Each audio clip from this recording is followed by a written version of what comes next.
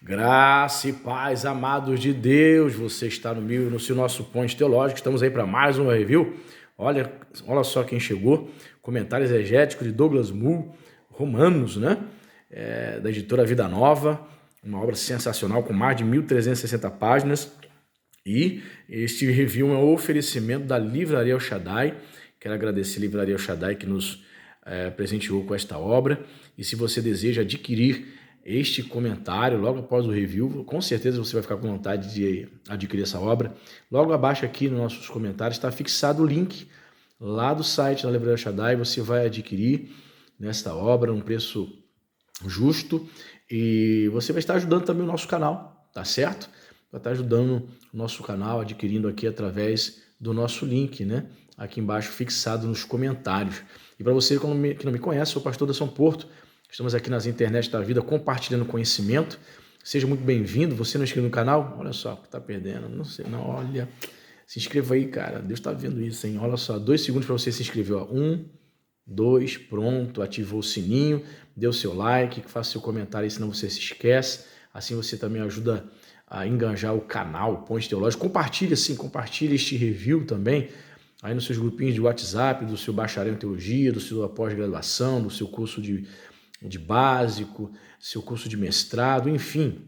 Envia aí, compartilha com pessoas que têm interesse aí por obras teológicas, como este comentário de Douglas Moo de Romanos, tá certo? E também peço a você que já está há um tempinho conosco, né, nos acompanhando, você entende que esse canal é bênção para a sua vida, você tem sido edificado, abençoado. Aqui embaixo também nos comentários tem o link do Apoia-se, a partir de R$5 mensais você vai se tornar nosso apoiador. Pastor, eu posso abençoar com 10, com 15, ou seja, dentro das suas possibilidades.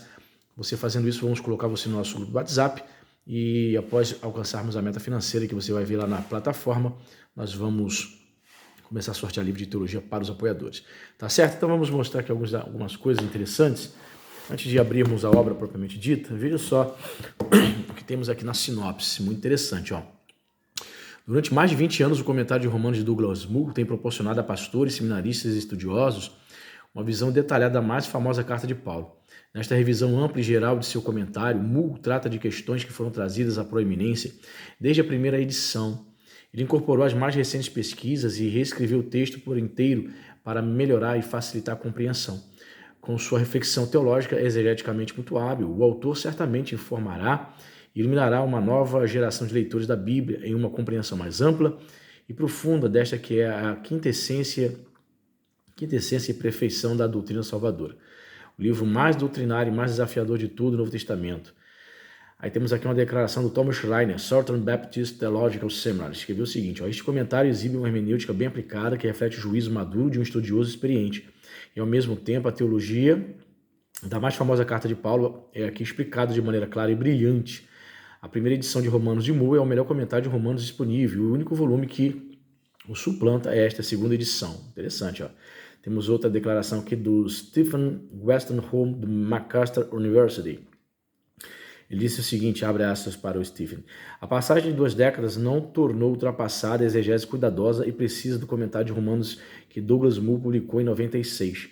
Esta segunda edição lhe permite interagir com a erudição paulina mais recente e faz dele um guia confiável a conduzir o leitor estudioso na compreensão da argumentação da epístola mais substancial e significativa de Paulo. E quem é Douglas Moo aqui, ó? PhD na University of St. Andrews, Universidade de St. Andrews, né, na Escócia. Foi professor do Novo Testamento no Trinity Evangelical Divinity School, além de diretor do programa de doutorado em filosofia e estudos teológicos. Atualmente é professor da cátedra Kenneth Wesner de estudos bíblicos no Eton College Graduate School. É autor de Tiago, Introdução e Comentário, e coautor de Introdução ao Novo Testamento, publicados por Vida Nova. Como eu falei para você, essa obra tem mais de 1.360 páginas e ela começa aí trazendo... Eu vou dar uma passada aqui rápida para o sumário, né?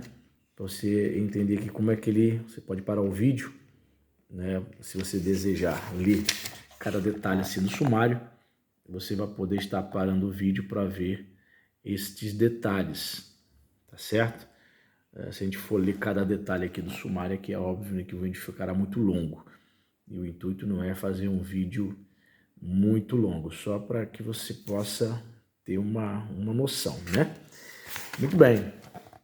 Temos aqui a quarta página, mostrando aqui o sumário, como ele divide aqui a epístola, certo? E aí vem prefácio da série, comentário exegético, né? Temos o prefácio aí. Temos prefácio do editor, a primeira edição, certo? Aí você pode, se você quiser parar o vídeo para ler o prefácio. Sabe que tem gente que nem lê prefácio, já vai direto no assunto, né? Vai direto nos comentários, é o que interessa, né? Prefácio do autor, que é o prefácio do Douglas Moo, importante, né? E o prefácio do autor, a primeira edição. Essa obra aqui está na segunda edição. Tá certo? A segunda edição. Ok. Tem aqui as abreviaturas. E aí, eu já parto aqui para a introdução. Ele gasta 34 páginas, pessoal, para fazer uma introdução a esse comentário. Vou ler aqui um trecho aqui, ó. Eu vou ler esse trecho aqui, ó. Paulo, circunstâncias gerais, ó. Romanos afirma ter sido escrito por Paulo, e até hoje não houve nenhum questionamento sério dessa afirmação. De acordo com o antigo costume comum, Paulo usou um amanuense ou escriba para escrever a carta, identificado em Romanos, né, capítulo 16, versículo 22, como Tércio. Os autores antigos davam a seus amanuenses graus variados de responsabilidade na composição de suas obras, desde o registro, palavra por palavra, do que eles ditavam, até uma ampla liberdade e responsabilidade por expressar ideias em palavras. Nesse espectro, o método de Paulo certamente se aproxima bastante do polo do ditado, pois o estilo de Romanos é muito semelhante ao de Gálatas e 1 Coríntios, e não há evidência alguma de que Tércio tenha se envolvido na redação dessas cartas. Tá vendo? Aí você pode parar o vídeo para ler mais detalhes desta introdução. Então ele dedica 34 páginas nessa introdução, pessoal. Aqui, ó, Comunidade Cristã em Roma. Para reconstruir a situação de Paulo quando ele escreveu Romanos, podemos nos basear em suas afirmações de Romanos, bem como nas evidências de suas outras cartas e do livro de Atos. Entretanto, para reconstruir a situação da comunidade cristã em Roma na época da carta de Paulo, não encontramos esse tipo de evidência direta. A origem da comunidade é obscura e sua composição e natureza na época de Paulo não são claras. Só lembrando a você, pessoal, que este review é um oferecimento da Livraria Shaddai. Se você deseja adquirir esta obra, aqui embaixo nos comentários fixado tem o link do site. Você vai poder comprar esta obra por um preço justo, tá certo? É isso aí. Mais uma vez agradecendo à Livraria El Shaddai por ter nos abençoado com esta obra, enviando para a gente fazer o review. Aqui as notas de rodapé são abundantes, né? Tá vendo? Então, como eu falei para vocês, são 34 páginas de introdução. 34 páginas. E, passando as 34 páginas, chegamos nos comentários propriamente ditos. E aí eu separei um trecho interessante de Romanos 9, né? Eu sou muito fã de Romanos 9.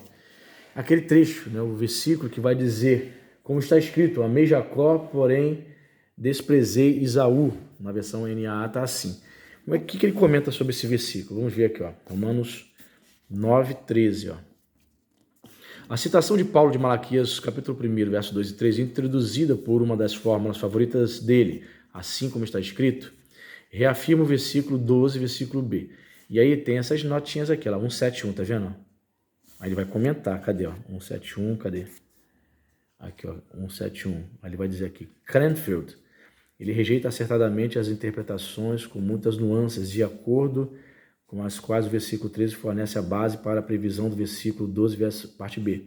A preeminência de Jacó é resultado do amor de Deus por ele. Veja Murray. Dentro em breve vamos fazer um vídeo comparativo desse comentário aqui, Romanos de Douglas Moo com John Murray, tá certo? Tá vendo que legal? Então vamos lá, vamos voltar aqui.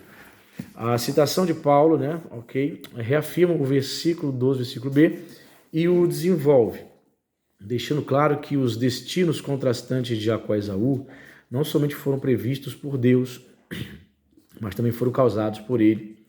A preeminência de Jacó foi resultado do amor de Deus por ele. A servidão de Esaú foi resultado do ódio de Deus por ele. né?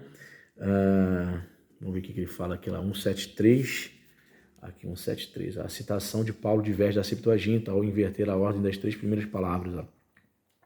Na Septuaginta, egam pesaton Jacob. A escolha de Paulo se consciente é provavelmente estilística. Ele ordena em um paralelo exato a primeira oração e a segunda artigo, objeto, verbo. Que é bastante exegético mesmo, né? O que Paulo quer dizer com isso depende dos referentes dos nomes Jacó e Esaú, pois além de denotarem indivíduos, ambos os nomes também são usados no AT para nomear os povos ou nações que descendem de cada um deles, como pai dos 12 homens que deram seu nome às tribos de Israel. Jacó recebeu do próprio Deus o nome Israel.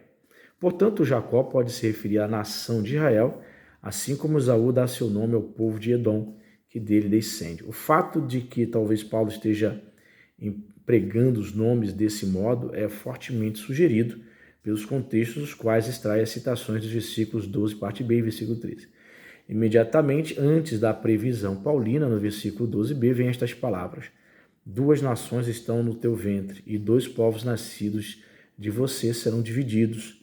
E está claro, com base no que vem após Malaquias, capítulo 1, versículo 2, parte B, e versículo 3, parte A, que o profeta está usando os nomes Jacó e Esaú como representantes das nações de Israel e de Edom. Tá vendo? Mas aqui, neste caso, o amor de Deus por Jacó estaria se referindo à eleição divina do povo de Israel, não de indivíduos. E o ódio de Deus por Esaú estaria denotando sua rejeição à nação de Edom. Rapaz, será que ele está negando, né, a doutrina calvinista? Diz aí nos comentários. E o ódio de Deus por Esaú estaria denotando sua rejeição à nação de Edom.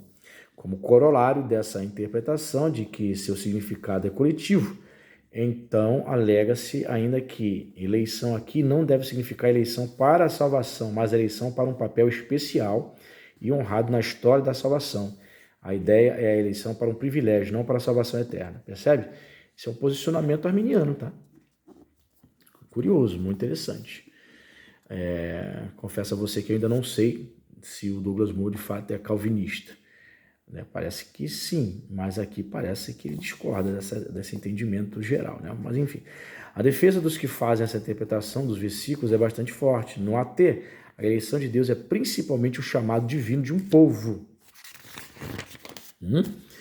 pelo seu nome, Israel. E como o próprio AT deixa claro, essa eleição de um povo não garante em si a vida eterna a todo israelita individualmente, né? Isso é óbvio.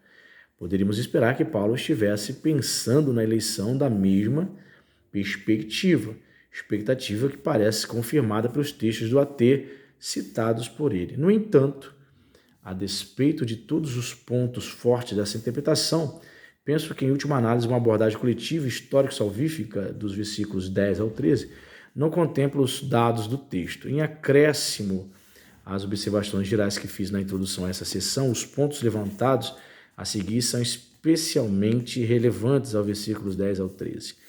Em primeiro lugar, Paulo sugere que está pensando em Jacó e Esaú como indivíduos nos versículos 10 e 11. E quando menciona a concepção, o nascimento e as obras deles, linguagem que não é facilmente aplicada a nações.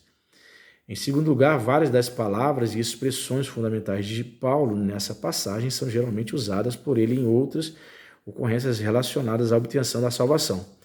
E significativamente, elas ocorrem com esse sentido, em textos fortemente associados ao que estamos analisando, eleição. Tá vendo? Então, de fato, ele é calvinista, mas ele entende que naquele momento o texto em si, versículo 13, não refere-se a uma eleição individual, mas ele entende também que em outras passagens, sim, significaria isso. Então, está confirmado aqui, então, a dúvida, ele de fato é calvinista.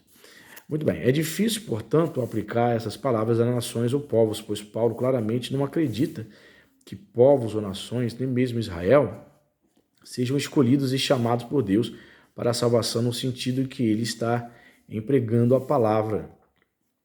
Em terceiro lugar, como observamos antes, veja a introdução, uma declaração de como Deus chama nações para participar da manifestação histórica de seus atos salvíficos vai contra o propósito paulino neste parágrafo, a fim de justificar sua afirmação no versículo 6, parte B, de que nem todos aqueles que pertencem ao Israel físico também pertencem ao Israel espiritual. E assim, a fim de vindicar a fidelidade de Deus, ele deve mostrar que o ateu justifica uma discriminação dentro do Israel físico em relação à posse e ao desfrute da salvação. Uma afirmação nesses versículos, no sentido de que Deus escolheu Israel em vez de Edom para um papel positivo no desdobramento do plano da salvação, não traria absolutamente nenhuma contribuição para esse argumento. Por essas razões, acredito que Paulo está pensando principalmente em Jacó e Esaú como indivíduos, não como nações, e da perspectiva da própria relação pessoal deles com promessa de Deus,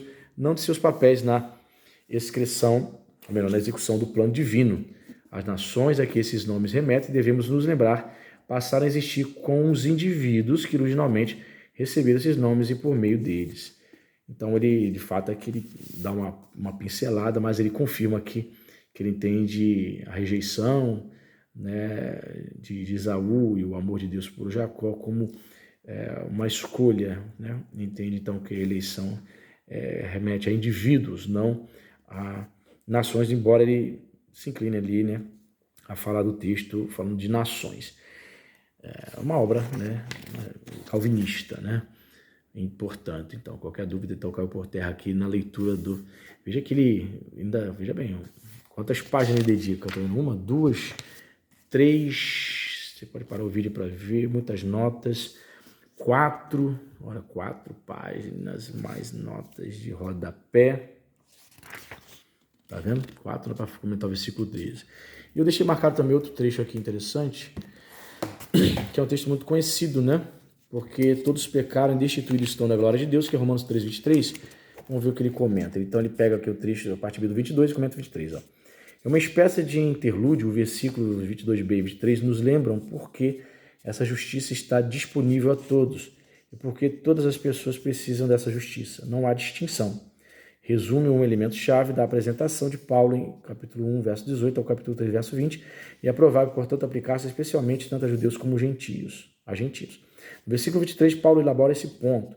Sua expressão não há distinção, como seria de esperar, está relacionada à ausência de qualquer diferença básica entre as pessoas com respeito à sua condição diante de Deus. Os judeus podem ter a lei e a circuncisão. Os americanos podem afirmar para si uma grande herança religiosa. Pessoas boas podem apontar para suas obras de caridade, mas tudo isso não faz nenhuma diferença fundamental para a condição de uma pessoa diante de Deus, do Deus justo e santo. Paulo reduz o argumento, né, desses trechos aqui, a sua essência em uma afirmação merecidamente famosa da condição de todas as pessoas longe de Cristo. Todos pecaram e estão aquém da glória de Deus. O segundo verbo afirma as consequências do primeiro, porque todos pecaram, todos estão aquém. E aí, meu amigo, agora sempre com notas de rodapé. Olha só, cara, muita coisa aqui. O texto, o comentário em si, aí vem as notas, olha só. Olha o trecho. É uma obra, meu Deus do céu, hein? Ó. Tá vendo? Você pode parar o vídeo para ler. Capítulo 3, verso 24. Em negrito, fácil de identificar. Sensacional, né? Sensacional esse comentário. Tá aí, pessoal. Tá aí. Eu acho que deu, né? Acho que deu para você ter uma noção. Uma obra com mais de 1.360 páginas, um oferecimento, este review é um oferecimento da Livraria Shaddai. Se você quer adquirir esta obra, você vai estar ajudando o canal, nos abençoando também, e abençoando também a Livraria Shaddai. Adquira esta obra aqui no link fixado logo aqui abaixo nos comentários, tá certo? Compartilhe esse vídeo, deixe o seu comentário, deixe o seu like. Deus abençoe a sua vida rica e abundantemente, e até a próxima.